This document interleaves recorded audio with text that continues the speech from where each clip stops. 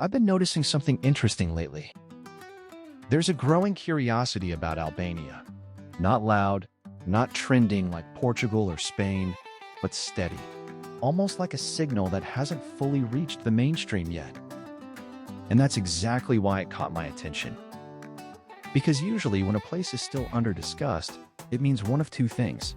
Either it's not worth it, or it's early. And Albania feels early. Why Albania now? Let's be honest, most relocation content today is recycled. Portugal, Spain, Bali, maybe Georgia. You've seen it. I've seen it. Everyone has seen it. But Albania is different. Not because it's perfect. It's not. But because it's still forming its identity as a destination for expats, remote workers, and families. And that creates opportunity. Less competition, lower costs, more flexibility, but also more uncertainty. Research before reality. Important point. Everything I'm sharing here is based on public data, comparisons, and analysis. Not personal long-term experience. Not, I lived there for 5 years. Yet, because I'm considering something very specific. A 3 to 4 month winter stay in Albania. Not as a tourist, not as a quick visit, but as a test of real life. Cold months, slower rhythm, fewer tourists, real prices. That's where countries show their true face. What I'm looking for. I'm not chasing top 10 beaches. I'm looking for something else. Can you live there comfortably? Can you handle daily life? Can a family function there long-term? Does the city survive a normal Tuesday? That's the real filter. Because relocation is not about sunsets. It's about groceries, doctors, schools, internet, and sanity. Cities worth attention. After digging through data, costs, infrastructure, and general signals, I narrowed it down to several cities that actually make sense to explore deeper. Not all of them are obvious. And some are very different from what Instagram would suggest. Let's break them down. Tirana, the engine room. This is the center of everything. If Albania is a system, Tirana is the main processor. Best healthcare, best services, best infrastructure. Also, the most expensive.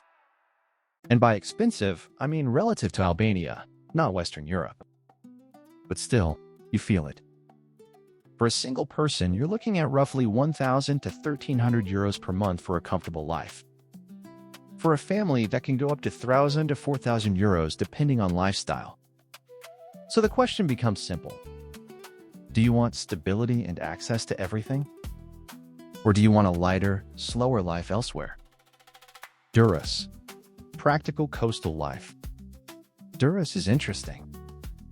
It's not glamorous, it's not aesthetic, but it's extremely practical.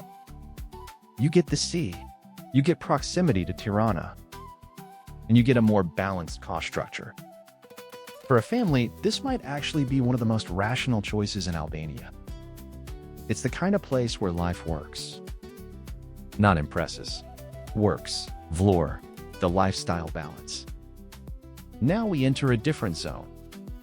Vlorë feels like a compromise between lifestyle and reality. You get the sea, you get space, you get a calmer pace. And you don't pay Tirana prices. For a single person, you can live well under 1,000 euros. For a family, somewhere around 2,500 to 3,200 euros. This is where Albania starts to feel like a lifestyle upgrade, not just a cheaper alternative. Shkodër, quiet stability. Shkodër is not trying to impress you. And that's exactly its strength. Lower costs, slower rhythm, less noise.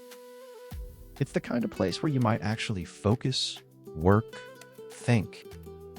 For someone building something, or just wanting less chaos, this becomes interesting. Not exciting, but stable. And sometimes, stability is underrated. Elbasan, the underrated option.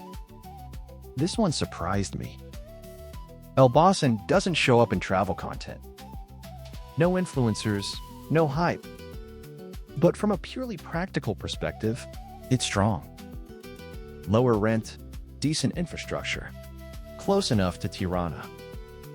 This is what I would call a builder city. If your goal is not lifestyle content but real-life efficiency, Elbasan deserves attention. Korçë, calm and structured. Korçë feels different, more organized, more structured, almost slightly European in atmosphere. Also cheaper, especially in rent, but no sea. So again, it depends on your priorities. If you want calm, order, and lower costs, this might be one of the best options. Berat, beautiful, but limited. Now we shift into another category. Berat is stunning, historic, almost cinematic. But here's the reality. It's not built for complex daily life. Less infrastructure, fewer services. Amazing for a period of slow living. Less ideal as a long-term base for a family. Gjirokastër, the aesthetic trap.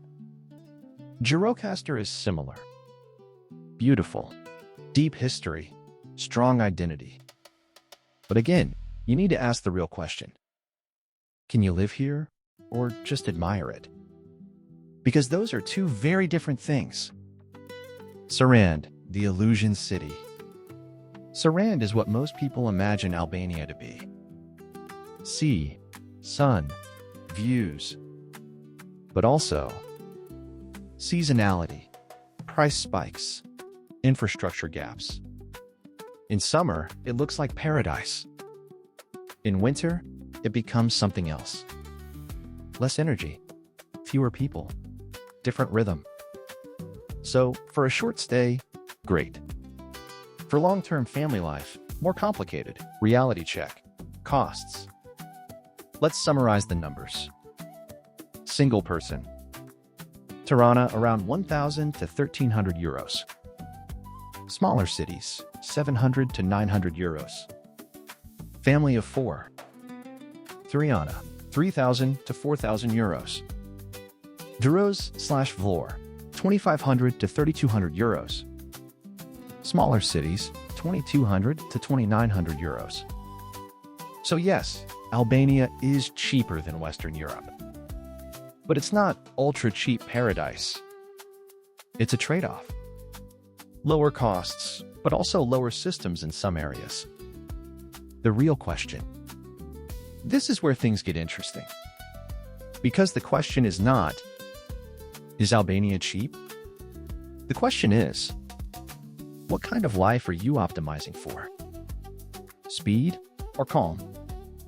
Access or simplicity? Growth or comfort?